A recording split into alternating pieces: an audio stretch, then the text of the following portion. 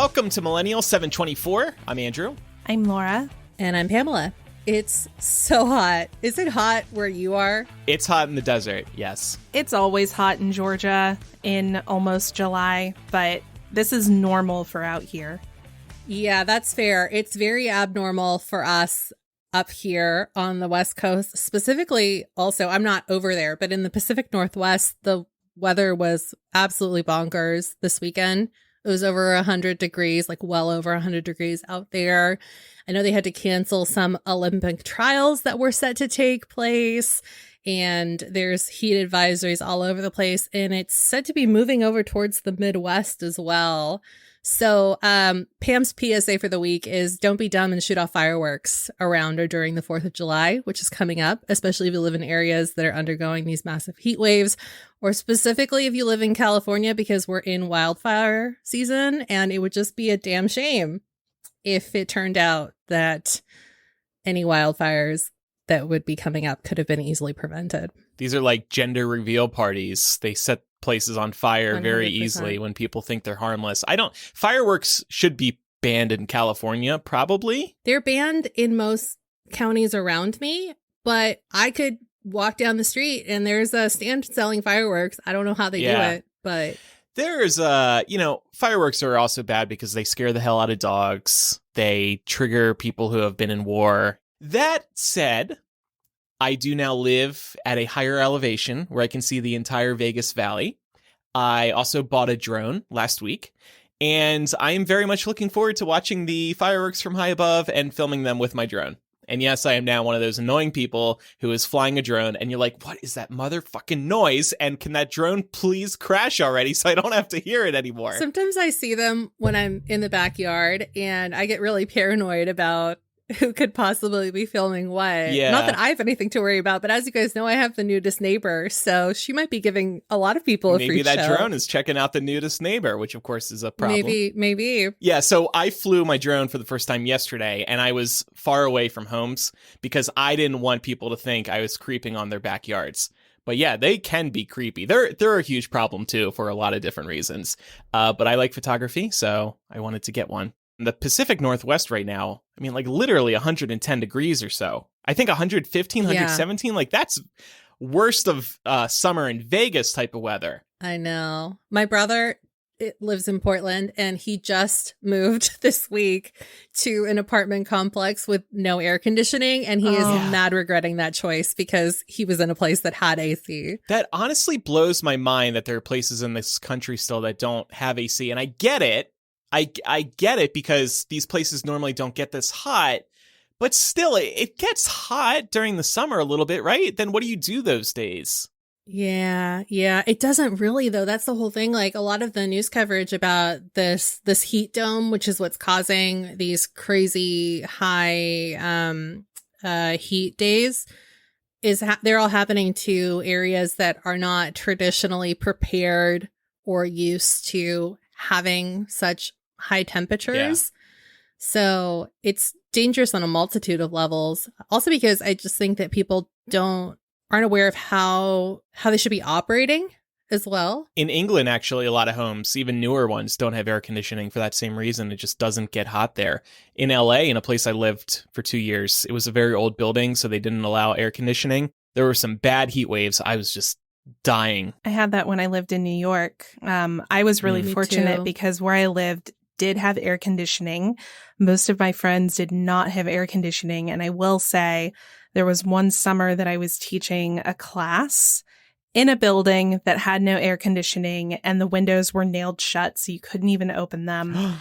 It was miserable. Wow. I used to try and find excuses to like go down to the lobby or go outside even just because it was so freaking hot. So I cannot even begin to imagine what all of you West Coasters are going through right now, because this really is not normal for y'all. Yeah, I mean, like, oh God, New York is another beast though, because that's humid heat, you know? Even in the place that I was living in, we had a unit only in the living room. And it definitely was not enough to cool down the entire apartment. Even with like the doors open to the bedrooms, it would not reach over there. So, you know, by the time mid-July rolled around, we were all sleeping in the living room because it's just too hot. My high school in humid New Jersey didn't have air conditioning either.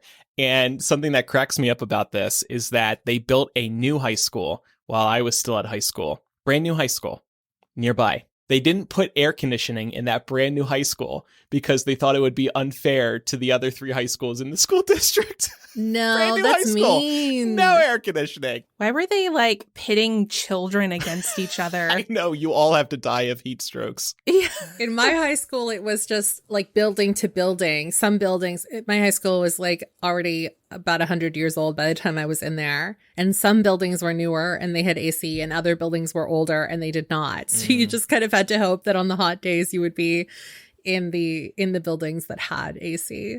I see. Yeah. I guess like the cafeteria did. Obviously, like, of course, the principal's office, the secretary's office, those had air conditioning. Of course they did. What, the classrooms where the kids and teachers are? Y'all sweat to death. We don't care about you. I will say after 9/11, when I was in middle school, our school had an anthrax scare. Somebody mailed an envelope of white powder to the school, and I guess one of the secretaries opened it, saw the powder, and immediately started feeling a burning sensation in her nose. So they shut down the AC. Mind you, it's like late September in Georgia. It's still really hot. They shut down the AC, locked us in the classrooms, and kept us there until like 5:30 in the afternoon until they could clear us out of the building. And it turned out that it was literally just like flour that somebody mailed to the school as a prank. And even like 12-year-old Laura, I remember being like, why the fuck do they think that anybody gives a shit about Forsyth County, Georgia? Like, for real. Yeah. Who's mailing anthrax? We also had an anthrax scare out in like the San Francisco Bay Area. Nobody was going to be sending anthrax all the way out to the West Coast. You know, I told that story about shitting in my high school's hallway. The reason I did that was so I could get called to the principal's office and get some air conditioning. Pretty proud of that little callback there. Anyway, I think the heat is making some of my neighbors go crazy. Are you two a part of like neighborhood Facebook groups? Not necessarily for like your region or even your town, but like nope, your neighborhood? No, but I'm still signed on to the neighborhood app for some weird reason. And so it's kind of the same thing. Yeah, I have a Nextdoor account. Okay. But it's not specific. Oh, is that what it's called? Yeah, is Nextdoor. Yeah. Okay.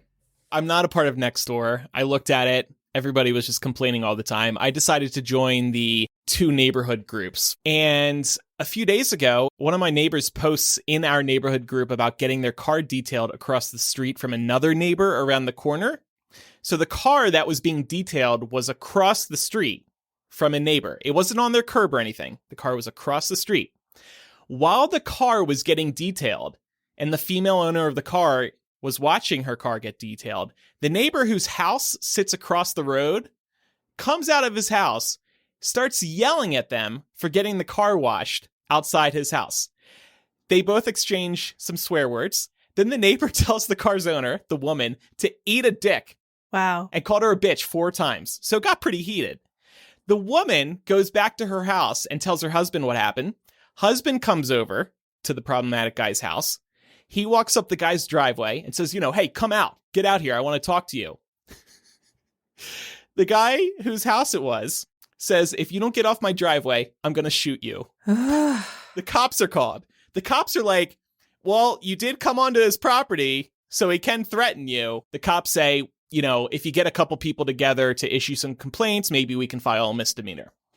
So anyway, the neighbor who was verbally attacked shares all of this and more on Facebook and says he's now considering getting a gun and because he needs to protect himself and his family. He also asked for more stories about this particular neighbor so he could potentially go back to the cops. So the other neighbors start commenting on the post. I stay quiet. I'm the one who's just kicking back, eating some popcorn, watching the fireworks explode, just enjoying it. A couple of hours later, the wife of the asshole, the wife of the guy who said eat a dick, comes forward, says a bunch of things that are mostly calm and understanding of both sides of the situation. But then the neighbors continue voicing their concern about her husband. And she goes, there are a lot of emotions right now. and I'm pretty sure his anger will escalate if he sees that it's the neighborhood against him. Oh, maybe no. if he didn't threaten to shoot a neighbor, it wouldn't be the neighborhood against him. Oh my God. That's also like more reason to file the complaint. Yeah. Right? She basically says he has anger management issues. Yeah. Oh, and if you look at this guy, he's like my age, I could tell. His haircut shows he has anger management issues. Oh, God. Yeah, Andrew's theory, is he white? He's white. He's definitely a Trump publican. Andrew's theory about white guys with bad haircuts. Yep. Proven again. So they all tried to de-escalate the situation, the wife and some other neighbors. I guess it was escalated because I didn't hear any gunshots for the rest of the day. That was nice. And the post was deleted, which I had a feeling might happen, so I had screenshotted it so I could report on this story here on Millennial. But man, that was just like, I can't believe you're telling us my husband's not going to like if it's the neighborhood against him. I'm like, well, don't threaten to shoot a neighbor? Yeah. Is he a kindergartner? Yeah, like, what the fuck? And his address was shared, so now everybody in the neighborhood is always going to be looking at the house like, How far away are you from this crazy neighbor? I mean, like right up the street and to the right. Why?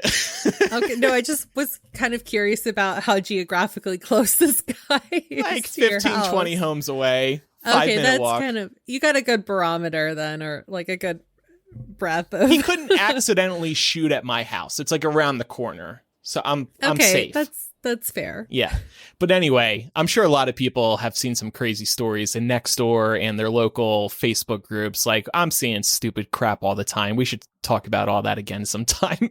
We should. I've seen some winning posts on there for sure. Yeah, we should talk about neighbors reaching out directly about really stupid shit. Because I had this happen to me again recently. And I was like, you know what? I'm fucking tired of hearing from you about your dumb shit. And I blocked them because I was like, I'm done. I'm done with you texting me over dumb shit. I don't live there. You know I don't live there. So it's just like, what do you think I'm going to be able to do for you? Yeah, yeah. By the way, I forgot to mention something about the heat earlier. I told Laura this the other day. I received a gift from our dear friends Mike and Eric after they went to the Harry Potter store in New York. They're like, we're going to send you a gift. I'm like, okay, great. I get it in the mail. I open it up. It's a sweater. Guys, it's June and I live in the desert. What am I going to do with a sweater? It gets cold over there. For like a month. Well, you could wear it for a whole month. 6 months from now, they got Laura a journal. I got stuck with a sweater. Come on. Is it a cute sweater at least? Yeah, it's the Hogwarts Express one. It's nice, but come on. I wonder if they were like taking a dig at you because you specifically were like, I don't need another sweater from a Harry Potter store. So what do they think I'm going to do with this one? Anyway, it's the thought that counts. I appreciate that. I had to laugh because, 100 degrees here and I get a brand new sweater. Thanks. Perfect timing. Well, shifting gears into some more somber news here. At least 11 are dead and 150 are missing following the partial collapse of a condo building in Surfside, Florida, near Miami. And currently the cause of the collapse is still unknown, but more details are emerging about concerns related to the building's structural integrity as far back as 2018. I wanted to see if y'all have been following this story. It's so shocking. So sad. Yeah, it's really sad. 150 missing. And That's we know wild. They're all gone, unfortunately. Yeah. It's got to be excruciating to be in that community and be watching this and know what the outcome here is going to be. But I think what is particularly outrageous about this is that a structural field survey from 2018 highlighted concerns related to structural damage to the concrete slab beneath the pool deck, as well as cracking and spalling in the parking garage. Additionally, a researcher has pointed out that the building shows signs of sinking as far back as the 1990s. So it's a 40-year-old building. And residents had also reported feeling tremors in the building when another high-rise was being built next door. So these all should have been signals that there was something to worry about. And no one did anything until it was too late. Now I know that the city of Miami is requesting any building over 6 floors to do a structural security check within the next 40 days. Mm-hmm. So that's a good thing to come out of this. But it's unfortunate that it took this happening for, these structures in South Florida to be evaluated. And the other surreal thing about this is that this is not something that should be happening in America. This is not a third world country. And it's surreal to see this occurring here. Yeah, I mean, unfortunately, our infrastructure as a whole is pretty bad. Mm-hmm. I mean, most of our national infrastructure has not received much needed funding or updates since, at least 50 years ago, if not longer.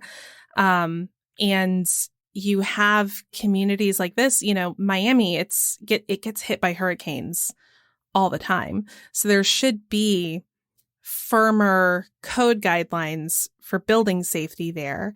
And I know that was something that the city had to upgrade after Hurricane Andrew, when a lot of houses that had been built there were not adequate for hurricane weather, and a lot of them got completely swept away. So the city had to upgrade its code standards, and I think it might be looking at having to do that again as a result of this. I know it's not the same, but there was an editorial piece that came out in the LA Times a couple of weeks ago, and they were talking about basically how the infrastructure in California, specifically in bigger cities, are not prepared for potential larger earthquakes. And obviously we haven't had one out here in about 3 decades, but it is kind of terrifying to realize like how many of these buildings could potentially collapse, or how many even like apartment complexes are not well retrofitted for natural disasters. And obviously this is not what happened out in Florida this time around, but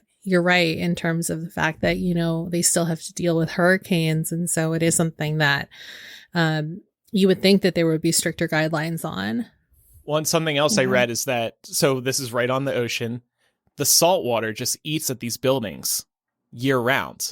That could have been another big factor here too. Yeah, I think it was a snowball effect, right? Like there were integrity issues from the very beginning, and they've been building on themselves for a couple of decades, it sounds like. So we'll have to just keep an eye on the news and see, hopefully they're able to find more survivors, and hopefully we can get some substantive requirements and regulations around these kinds of buildings, particularly ones built in coastal areas. Yeah. And then a quick update here. So Derek Chauvin, who is the former police officer who murdered George Floyd, has been sentenced to 22.5 years in prison.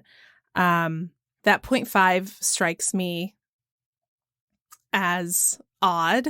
I'm not sure what the 0.5 is about, but I wanted to take everyone's temperature here, just because I've seen folks on our side of the aisle, as it were, both celebrating this as a moment of progress, because we've not seen this type of accountability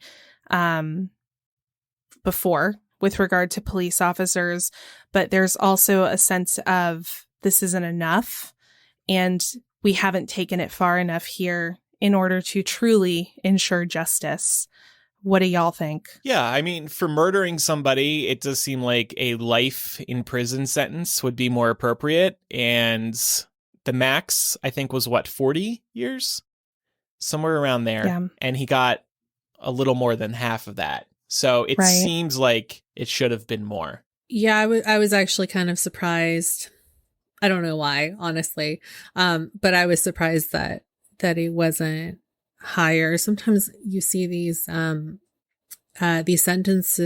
sentences go down for murder, and they just pile on years and years and years.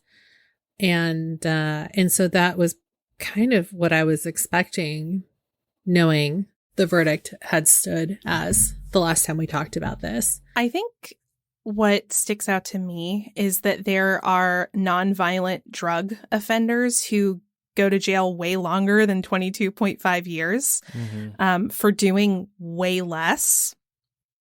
So, yes, it's a step, but I don't know if it's enough of a step, I guess is my take. Yeah. I have a feeling there's probably going to be more news coming out of this. I think I read that he was considering a plea deal of some sort, but we'll definitely touch base on this later. And then as one of my recommendations for the week, I have two for this episode, actually. I want to recommend everybody go look up India Walton and read about her big win in the mayoral race in Buffalo, New York. Super inspiring story. And she seems like someone who can just get shit done. So I'm really excited to have her voice on the political stage. Okay. Well, Pam is going to update us on Britney Spears' conservatorship. She went to court and it was broadcast around the world. I think the internet paused to hear from her as she was speaking. I was on Twitter. It was actually exciting and also heartbreaking to hear her speak. So we'll talk about that in a few minutes. But first, this week's episode is sponsored by one of my favorite sponsors, Honey. Honey is the free shopping tool that scours the internet for promo codes and applies the best one it finds to your cart. We all shop online and we've all seen that promo code field at checkout, and then we feel like we need to go and find a good promo code, but who's got the time and patience for that? Thanks to Honey, manually searching for coupon codes is a thing of the past. They support over 30,000 stores online, and it could not be easier to use. You just install the free plugin and forget it. Then when you get to a checkout page, Honey will take a moment to look for the best promo code, then it'll apply it to your cart. I've saved money on so many things since installing Honey a few years ago. Most recently, I was looking for a new case for my phone, and when I was on the checkout page, just as advertised, Honey came to life and gave me a promo code, saving me a few dollars that I wouldn't have otherwise. And those savings add up big time. Honey has found its over 17 million members over $2 billion in savings, and now it is your turn.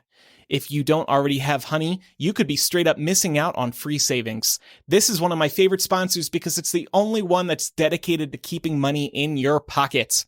It's literally free and installs in a few seconds. And by getting it, you'll be doing yourself a solid and supporting the show. I'd never recommend something I don't use. Get Honey for free at joinhoney.com/MILL. That's joinhoney.com/MILL. All right, Pam, let's talk Britney. Oh my goodness. Yes. This was probably one of the biggest stories to come out of last week. Were we all following this when it was going down? Oh, yeah. It was hard not to, right? I kind of wanted to cry. I know. And we've talked about Britney and her conservatorship before quite a few times on the show. So, obviously we had to talk about this because this is probably the best glimpse into what her life has been like over the course of the past 13 years that we've ever gotten. Of course, there has been a lot of talk going on in the Free Britney movement. A lot of hardcore fans that are super involved in that have always been saying that, even though she seems to be doing fine with all of her little Instagram videos, there's something that's clearly wrong. And last Wednesday, when she gave her testimony in court, as a result of trying to get out of her conservatorship with her father, we learned that they were actually right. And specifically, she said that she hasn't been okay for a very long time. And she's basically just been lying about her mental state because she thought that that's what she had to do. And she's not going to stay silent anymore.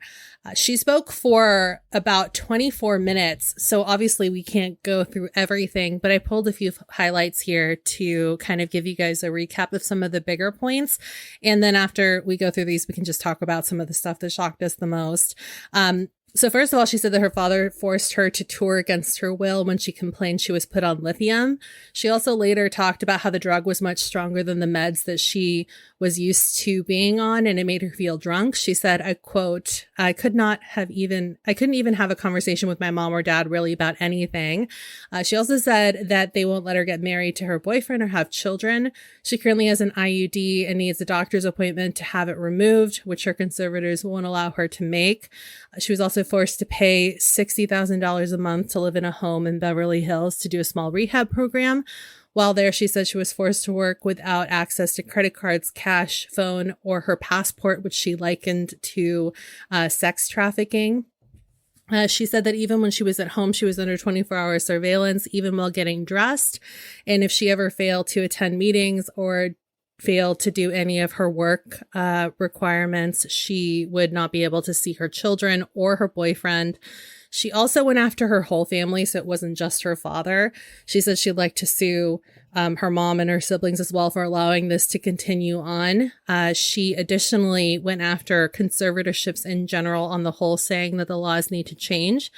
She said, "You have to understand how that is for me every morning. I can't go somewhere unless I meet people I don't know every week in our office, identical to the ones where the therapist was very abusive to me. I truly believe that this conservatorship is abusive. And then we can sit here all day and say, oh, conservatorships are here to help people. But ma'am, there are thousands of conservatorships that are abusive as well." And then a few other bigger takeaways from this is that, first of all, we don't know what has led to Britney being placed under conservatorship since 2008. That's sealed by the court, so it likely has to do with a lot of medical stuff that's really private. Because she doesn't have control over her own money, she also has to pay for lawyers on both sides. So that includes the lawyers that her father hired to argue against her. And Britney's lawyer has yet to file a petition with the court to end the conservatorship. So that is probably coming soon. And she said during this appearance that she didn't know she could petition the court to be released from her conservatorship. Yeah. How did she not know that? Because they've deliberately kept her in the dark about her rights. Mm-hmm. Yeah, I agree with that. But also, one of my questions has become, does Britney have access to the internet? That's a serious question. And one reason I feel like she does is because she does appear to be on Instagram. It also seems like nobody is on her side. Forget the family. She doesn't even have her lawyer on her side. The only person on her side seems to be her boyfriend. Is there anyone else who can help her? I mean, truly, she seems trapped. Yeah, I don't know. It's just awful on all accounts. And it's kind of tough to say where things go from here, you know? Yeah, I mean, I guess my first question is, again, we have to concede that we don't know why her conservatorship exists in the first place, as Pam said.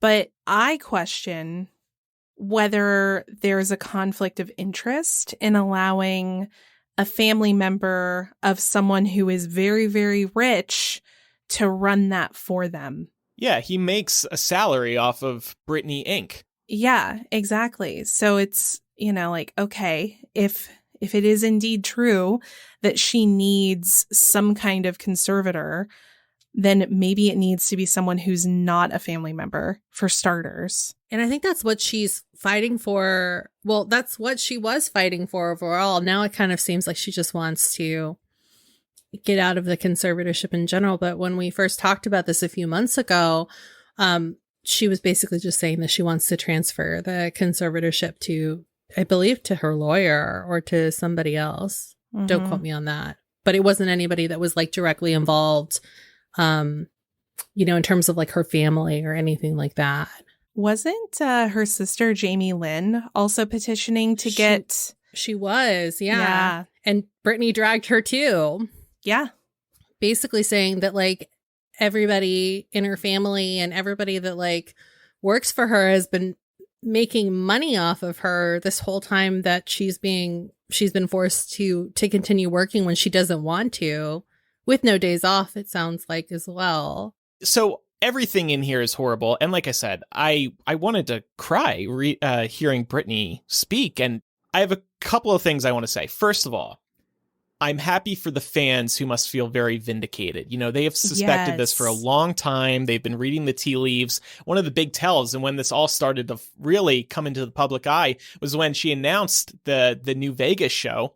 She does this. She goes to Vegas to like announce it. She doesn't speak or anything. She pops out of a stage, walks down, and disappears. That was it. No like, hey guys, I'm excited to be here. She was forced into that. And we heard it from Britney herself last week. The other thing is, and this is not going to be a very popular opinion, but Britney's speech was not very coherent.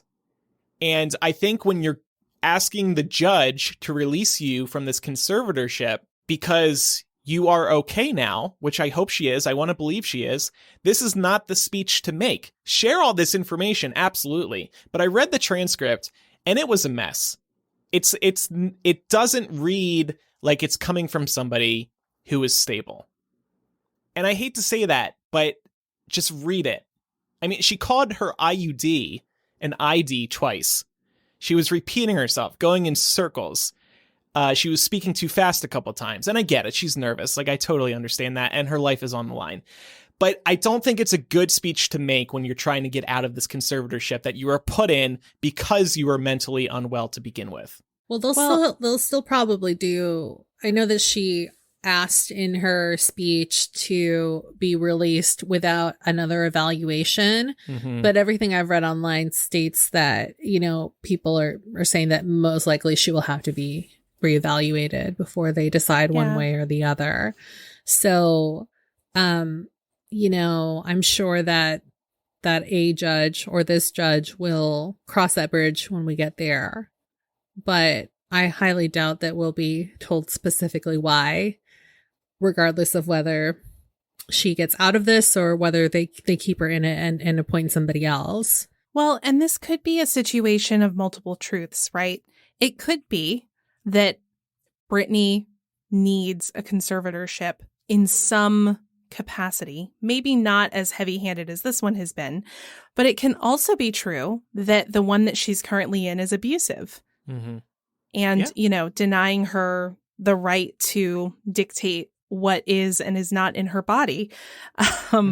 So I kind of tend to think that that's probably more likely the case. I mean, again, I'm not an expert on this at all, and I could be totally wrong. But I will say, I agree, Andrew, some of her speech patterns during that testimony were indicative that maybe she's not totally well. Of course, who knows? They might have had her on drugs at that point too. Yeah. So we just don't know. That's fair. And again, I'm sure nerves played a role. Like, I would be nervous as fuck too if I'm talking to a judge about releasing me from this. And it also reminds me, and all this other info that we learned from her, that she doesn't seem to have anybody on her side, like I said, except for her boyfriend. So what I worry about, like, you know, this is her life, whatever. What I worry about is if she is released, what then? Who does she hire to work with her? Even let's say it's a dream scenario. She gets out of the conservatorship. Then what? Who's protecting her? Who's working with her? She can't do it all by herself. Nobody can, no matter who you are. You need to hire some help. And who can she trust? It seems like there's nobody close to her who she can trust. No. And that's the most dangerous thing, isn't it? Like, you know, it's a different situation, but also somebody that has clearly struggled. I was watching parts of that Demi Lovato documentary that came out earlier this year, and it was kind of a very similar situation where it's like, clearly she needs help. So like, who monitors who gets to be around her, and how do they know for sure that those people are not just yes people and they're actually out for their, like, her best interests and things like that. So I can't imagine how overwhelming it must be, you know, to be somebody like Britney Spears and not really know how you go about getting the right sort of people around you. Right. Yeah. And how you get the rights to dictate how you live your life and whether or not you want to be an active performer anymore. It could be that she doesn't want to do any of that anymore. Mm-hmm. Yeah.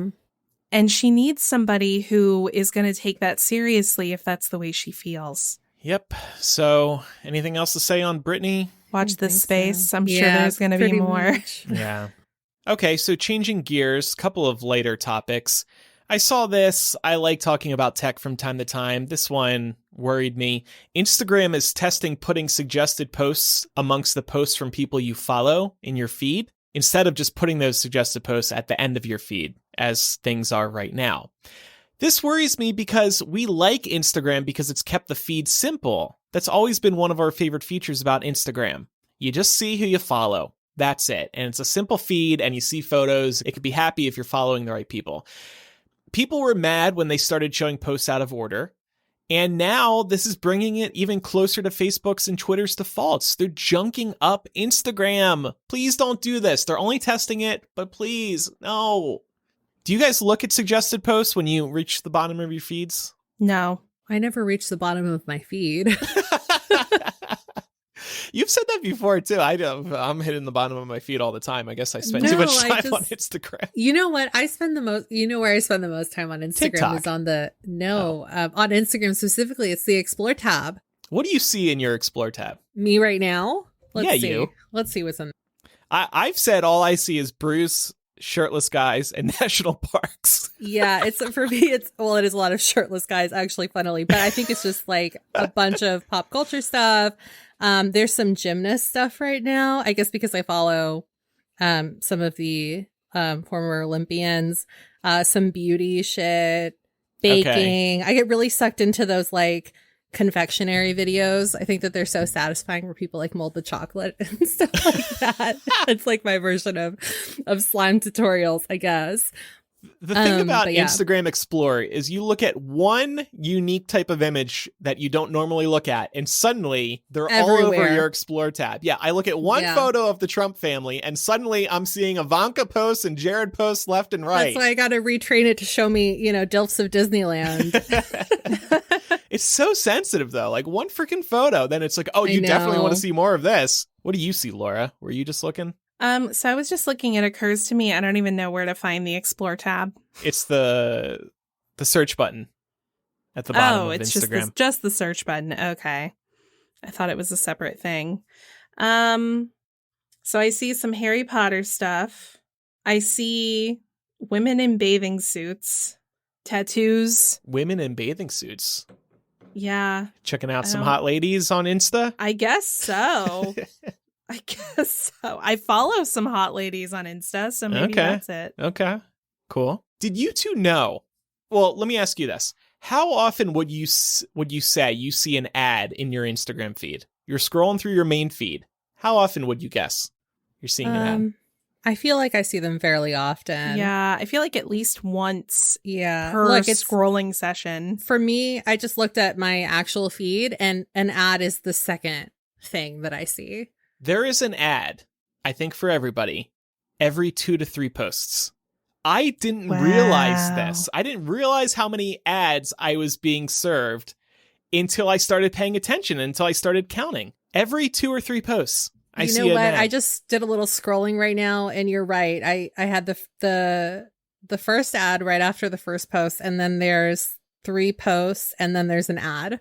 We're so used to seeing ads, we don't even realize how often we're seeing them. They're getting better, though, because they're starting to look like things that I would actually keep on my feed. And that's what throws me off. But I try not to stay there too long because then I just get more ads of the same thing. Yeah. I definitely have ads for things like Overtone and Thrive Cosmetics. So yeah, some stuff that I've ordered before, some stuff that I've not ordered, but I guess I've lingered on their ads enough that they keep popping up. I don't know. Yeah. So anyway, Instagram, I'm afraid you're going to change the feed again, but please remember why we like it. You've kept it simple. Stop it. Please stop it. Quickly, before we plan to move on to politics here, I know that Conan O'Brien has bid farewell to late night. He's moving to an HBO Max show for weekly appearances. And I thought that this somewhat marked the end of an era for Conan fans because he's been on the air for quite some time. And he's been with TBS for, 11 years, I think? Yeah. So I wanted to see, do we feel impacted by this? And if not this, have we ever felt impacted by a longtime late night host moving on? As you said that, I was thinking of you and Jon Stewart. I know you absolutely loved him. Sorry that I answered your question for you. You did. It's totally fine.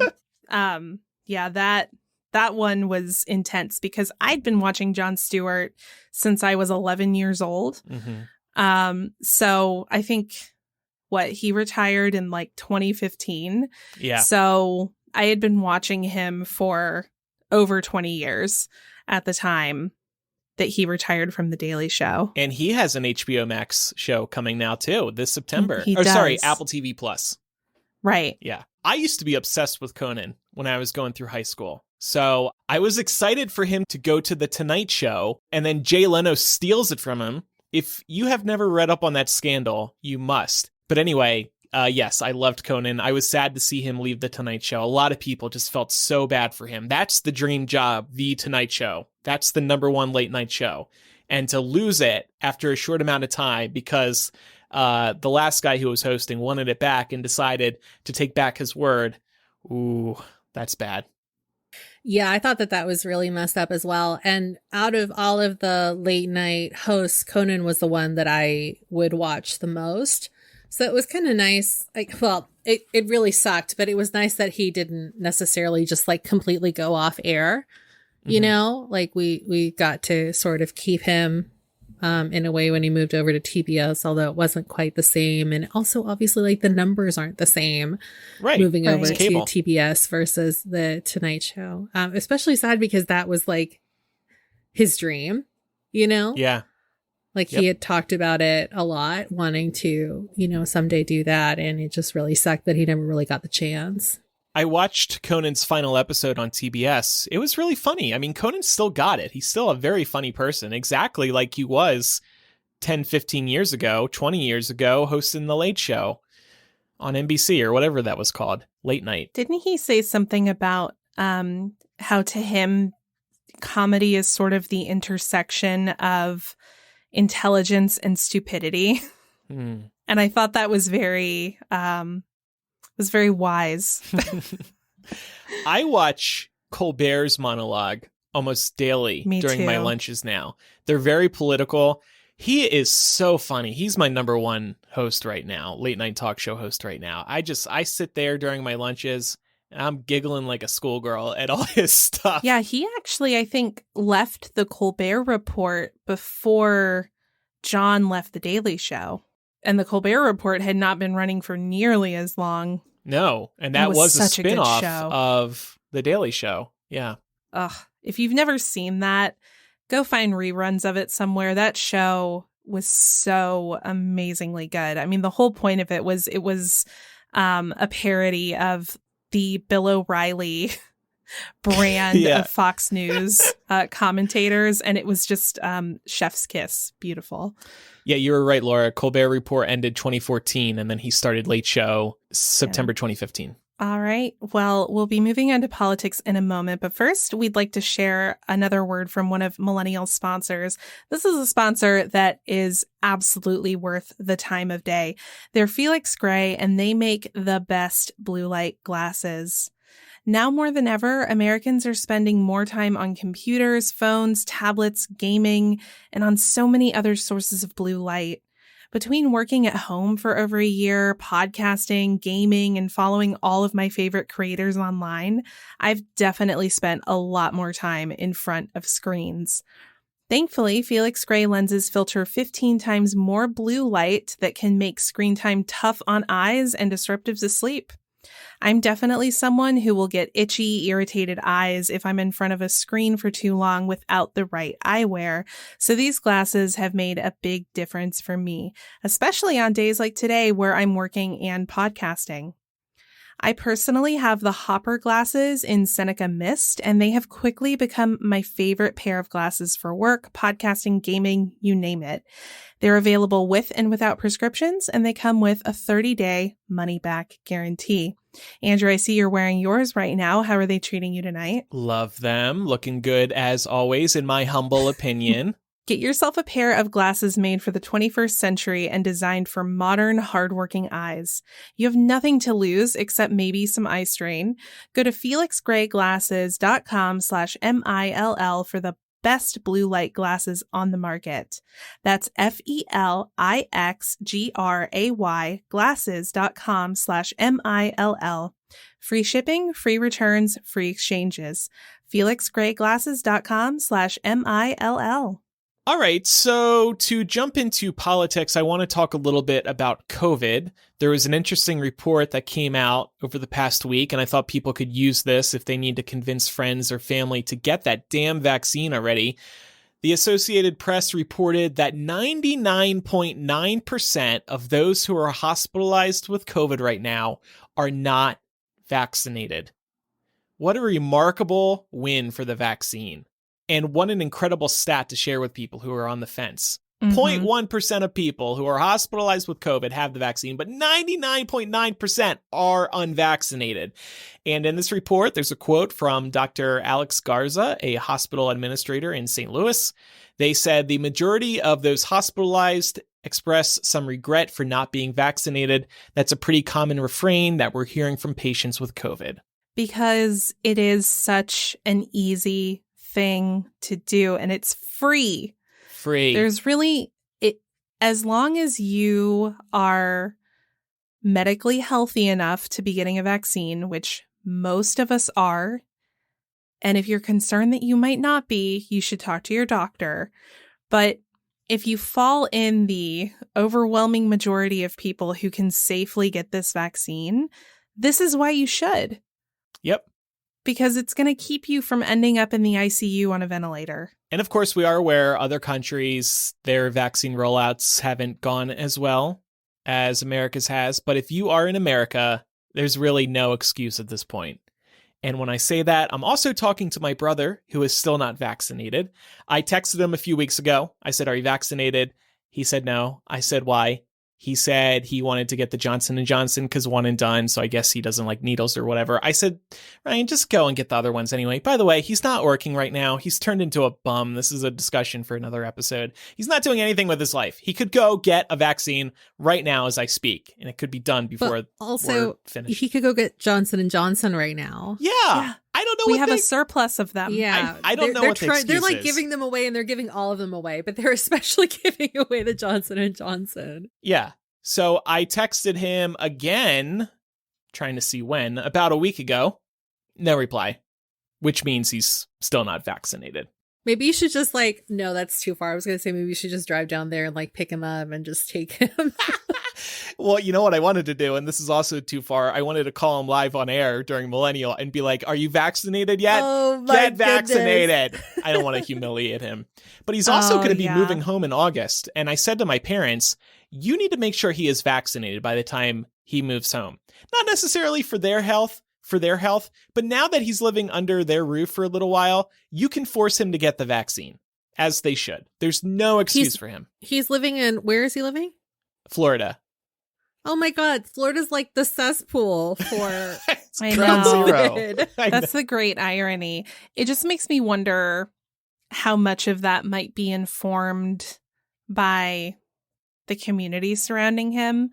And it's not to say that he's more easily influenced than anyone else. I just think that when people find themselves surrounded by a community of skeptics, it can rub off on them. And I'm wondering. I don't know. I mean, he's very liberal.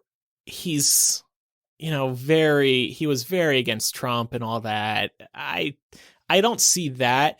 I think, honestly, part of it is that he knows when he gets vaccinated, it's time to get back to having a life again.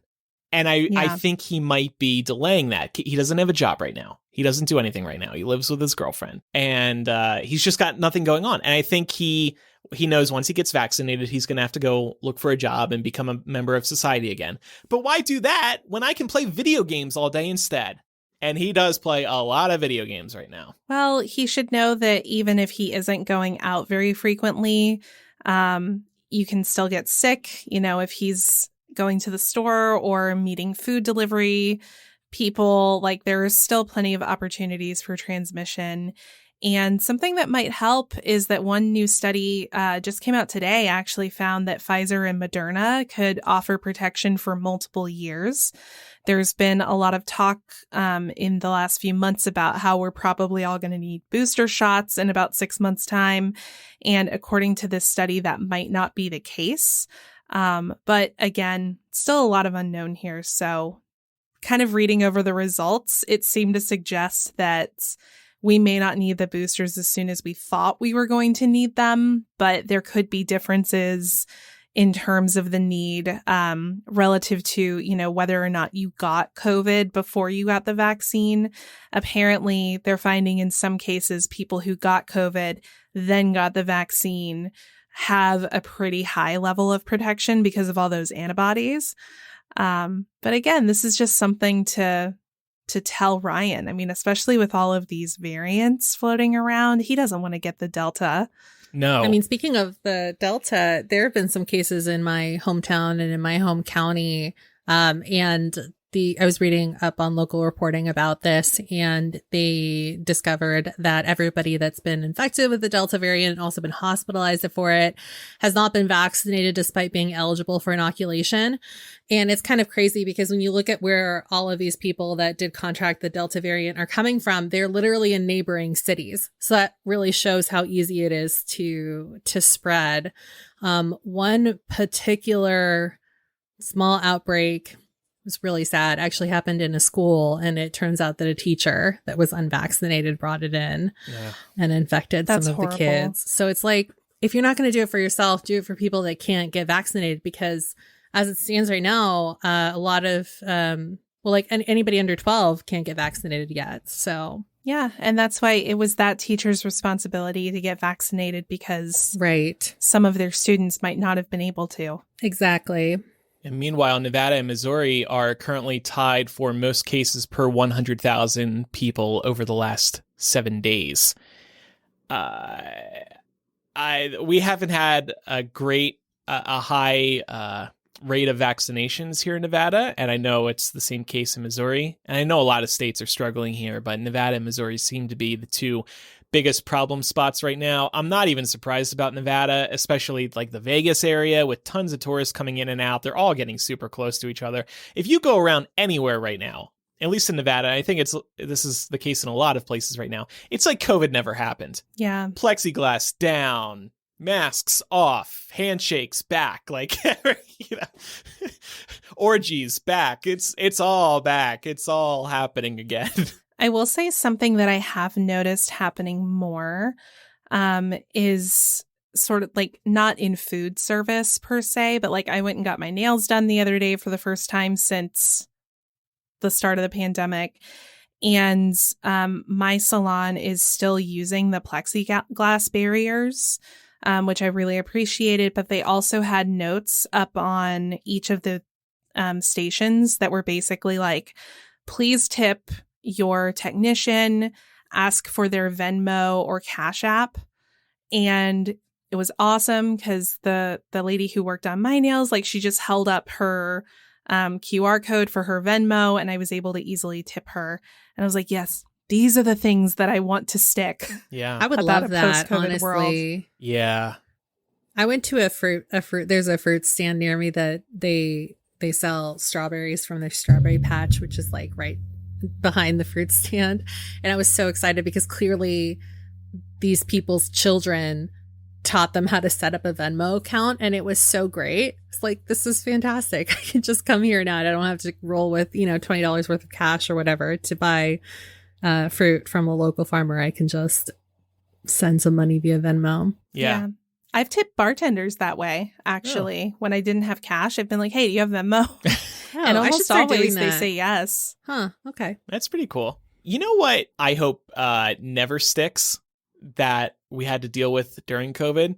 Those damn one-way aisles at the food store during COVID. Oh, my goodness. Those that were nobody the paid worst. attention Yeah. Nobody paid attention, but I still felt guilty as fuck going the wrong way. And like, you have your routine at the food store. You want to go a certain way. You want to dip into one aisle after walking down this aisle. You can't do it. Oh, I hated it. I felt so guilty. I think I followed those like way more closely than anybody I saw when I would go grocery shopping, because most people didn't care. And I was like, oh no, I have to follow. And like, how did that help anything? If you were know. exhaling your COVID, that's going to linger in the aisle. It doesn't matter which direction people are coming from. But also, like, I think we talked about this. Like, some people just have no semblance of what personal space means. Right. It doesn't really matter if there were arrows saying that you can only walk one way. Yeah. When I saw those were gone, just the outline of the markers that once were there. I was like, yes, I can get my Bantam bagels without making a giant loop. Thank goodness. Did they only recently do that out there? Because those have been gone since like the fall here. Oh no. For me, it was like a month ago that they got rid of them. I think some of the ones that near me still have them, but you know, it makes sense, I guess. Be careful still. That's the final point I'll make, especially with this Delta variant. And also, I mean, look at the daily cases in the UK right now, skyrocketing. And they had a pretty good vaccination rollout. So it's not over yet. For sure. Well, Axios reported that Toyota is a top donor to Republicans who objected to certifying the 2020 election results. This is also known as the Sedition Caucus of the Republican Party. So Axios reported that Toyota donated $55,000 to 37 Republicans who objected to President Biden's 2020 election win. In response, Toyota told Axios, "We do not believe it is appropriate to judge members of Congress solely based on their votes on the electoral certification."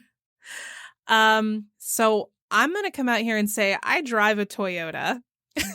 And I was like, I was looking at my car earlier and I was just like, fuck you. No, I'm kidding. You bad girl. I love my car. But I did want to ask y'all, does this information influence who you'll buy a car from in the future? I've never thought about, and I mean, they've been doing it forever, but it's not something that immediately occurs to me when I'm thinking about making a car purchase, which is what sorts of donations or charitable work does this company contribute to? And now I feel like it's just another thing I have to think about in terms of where I want to spend my money. Yeah, I also drive a Toyota. I have only ever driven Toyotas. I think that they're very reliable cars. Yes, they are. You two disgust me. But honestly, the first thing I think about when I think about Toyota is that it's just not an American brand. I never think about them, donating. But I guess like any large any large company is probably donating to somebody. Yeah. And I'm sure not just in this country. I'm sure that they're donating to political candidates in major countries around the world. So I'm sure we're not alone on this. And it's not even so much that they're donating to Republicans, right? Because I think if you live your life saying that you're never going to buy a product that comes from a company that somebody may have made a contribution to a Republican at one point in time, you'd never be able to buy anything. But I think what's particularly insidious here is that these were donations to Republicans who were effectively staging a coup against our country. And when called on it, their response was to say, well, we don't really feel like we need to judge them based on this one thing they did. That one thing is a pretty big fucking deal, Toyota. Yeah. Well, and then you have to wonder, what are these members of Congress doing for Toyota? They're probably helping them out in several ways. But the point that you two have been making has been my stance as well, that there is always going to be somebody in every single company who donates or supports something that you don't agree with. And they might not announce it. The COO of some wonderful company that you love, and, maybe outwardly they're very pro-LGBTQ and they're pro-choice and all that. But then maybe the COO actually donates to fringe right-wing causes. He's just not very outspoken about it. Those things probably happen in every single damn company. So when people tell me, oh, Andrew, how could you eat a Chick-fil-A? I'm like, yes, they are more outspoken and fuck them. And I will remind everybody that when I went to Atlanta, I literally took my balls and put them in the face of the founder's statue. Okay? I stuck it to him. I literally stuck it to him. I don't want to hear people bitching about where other people put their money, because you're not perfect either. You just don't know it. Nobody is. And I think what makes it so complicated is, again, to my earlier point, when you're going to buy a car, your top concern should be, I want to make an investment in something that will safely get me where I need to go. Right? And last a while. And Toyotas are one of those cars. I mean, I'm a big fan of Toyota and Honda. They're my preferred car brands because I just feel like they're extremely reliable. Their maintenance is low hassle and they last a long time. So it's just hard because I'm like, fuck, I love my Prius. But on the other hand, I don't know. When it comes time for me to trade this in for something else, I might move to Honda, depending on what the deals look like, just because this does kind of leave a sour taste in my mouth. Again, if it was just, oh, they donated to Republicans, whatever. But it's the fact that they donated to these Republicans and they're refusing to back off that kind of rubs me the wrong way. To highlight that point further, so there were other donors that came to light in this report. So Koch Industries, which no surprise there, AT&T, Cigna, Navient Corporation, PNC, Pfizer, Johnson & Johnson, CVS, and others. However, Pfizer, Johnson & Johnson, Walmart, PNC, AT&T are among the companies that committed to ceasing these contributions to the candidates who refused to vote to certify the election. So at least I can look at some of these companies and think there is some level of morality at play there if you're more conservative leaning, but you were able to step back and say, this is wrong. Yeah, that's Toyota great. was not among those companies, though. Yeah. That stop making contributions. And that's what disturbs me. My final point is that I am all for stopping supporting a business if you don't agree with them. I do it too, definitely. Just don't judge other people who still spend their money at certain places because, like I said, you are supporting people who you don't agree with. You just may not know it. Yeah. And to drive that point home, you know, you have large insurance companies like Cigna and Humana on this list that made contributions to the sedition party or the sedition caucus. And in this country, your healthcare is largely tied to your employment. So you, generally speaking, don't get to choose who your insurer is if you're getting insurance through your employer. So if you have Cigna or Humana, and you don't have a choice to switch off of those things, you know, you're also being serviced by a company that has this record. Yeah. Right? So it's just something really important to remember that it's a struggle all around. And I feel like we do a lot better if we, as consumers, view ourselves as like a team rather than trying to tear each other down over other people's consumption choices, because that just weakens us and it makes corporations stronger.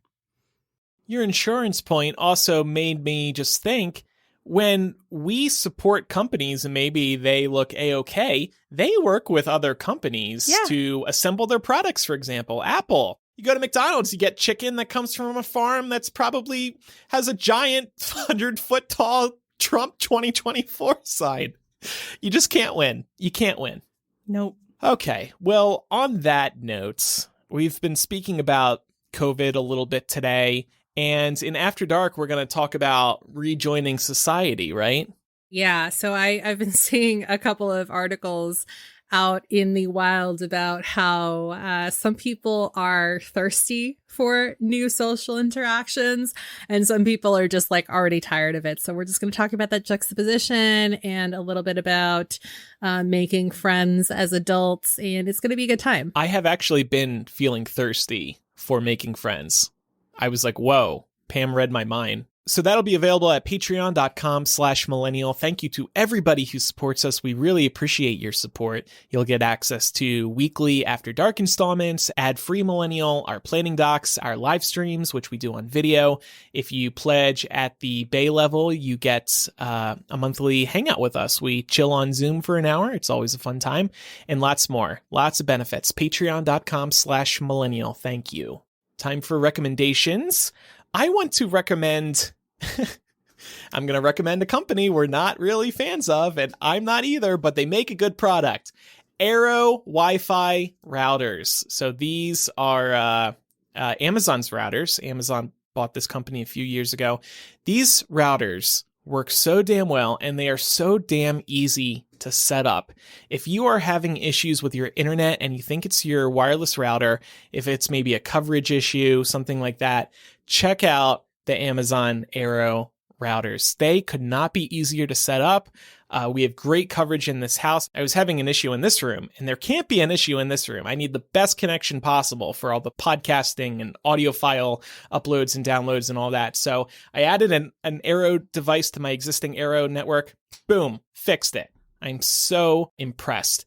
So in addition to my earlier recommendation, which was to check out India Walton, you can follow her on Twitter. We'll link to it in the show notes. I also have sort of a pre-recommendation because I haven't used it yet, but I have ordered it and it's arriving tonight. Y'all, I bought a massage gun. I have seen those off and on over the years and thought, like, I've had a little thought like, oh, that would be really nice. And I've never pulled the trigger and invested in one. Now I have, because my back is so damn sore all the time. And we're going to see if this helps. I wanted to recommend This Is Pop, which is the new documentary series over on Netflix. I had no idea this was coming out, but I was looking for something to watch on Friday and I zipped through this so fast. If you are a big music junkie like me, then you will love this series. Every episode kind of tackles a different trend in pop music and really explores the origins of how, where it started from and any kind of, like changes that were made along the way, and kind of brings you into the present date of why the roots of that trend are so important now in pop culture. So there's episodes on like the rise of boy bands and the rise of autotune and the Swedish invasion, a lot of stuff I did already know, and then a bunch of stuff I didn't. So it's just great for all levels of like music fans, regardless of whether you know a lot about music or if you only know a little bit. And then as a bonus rec, I also wanted to recommend Vice's The Story of Us, which is a YouTube series. It's along a very similar vein, but every episode of that tackles the origins of one very specific song. And they're all sort of, songs that came out in like the early 2000s. So there's a great episode on Vanessa Carlton's 1,000 Miles. There's one on Sisqo's The Thong Song. There's one on that I'm Blue song. It was out in like the late 90s. I'm blue. That's the one. Eiffel 6, is it? Or something like, I don't know. Anyway, so both of those are really fantastic if you're looking for just something really fun and informative to check out. Make sure you are following the show for free on your favorite podcasting app so you never miss an episode of the show. You can contact us by writing directly to millennialshow@gmail.com or by using the contact form or anonymous confessional on millennialshow.com. And finally, follow us on social media. We are Millennial Show on Instagram, Twitter, and Facebook. That concludes this week's episode of Millennial. I am Andrew. I'm Laura. And I'm Pamela. Bye, everybody.